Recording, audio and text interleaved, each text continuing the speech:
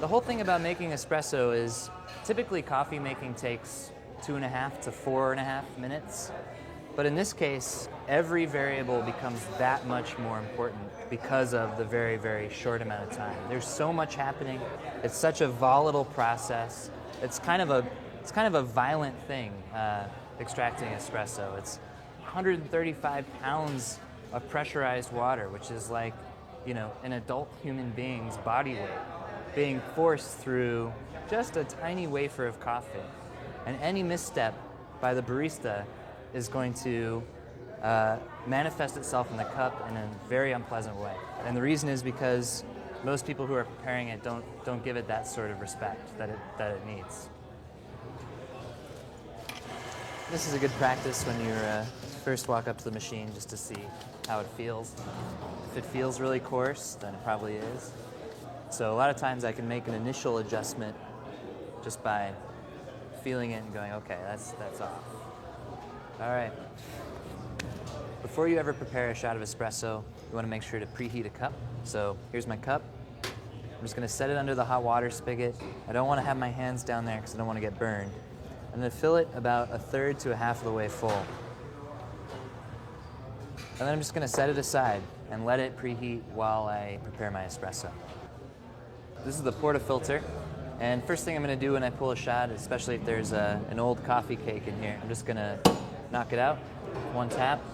And then I want to actually make sure that the basket is clean and dry, because coffee, when it's ground, exposes all of this oil. And as we know, oil and water don't mix. So I want to get rid of the water, allow the oil a chance to do what it does best, which is seal off that little area there.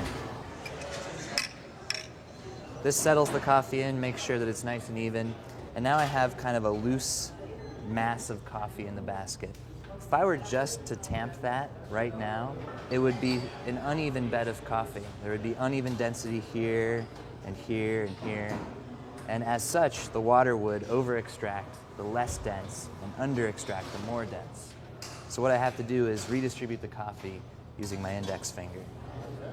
Next, I'm going to tamp. About 30 pounds of pressure, a little polish, wipe it clean, and it's just about ready to go. Purge a little bit of water through the group head.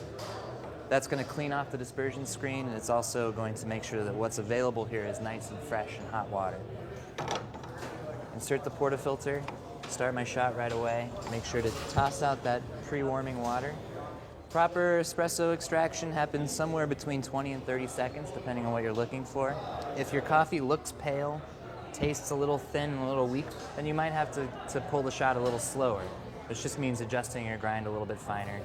If your shot looks black, is too short, and tastes like super bitter and compact, then you're probably extracting a little slow. So you can adjust your grind a little coarser and be ready to go.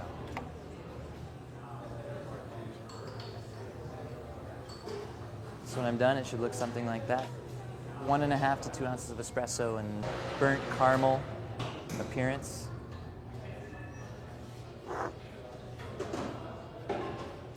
It's really nice.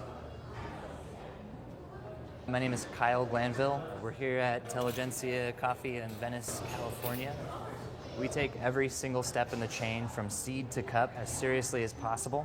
And I think that manifests itself in a great cup of coffee, a different kind of coffee than what most people are used to experiencing. But you can get into coffee like a wine connoisseur would get into wine. It's actually quite easy. And if you come and visit us, then you'll meet a lot of people who are that way, for sure.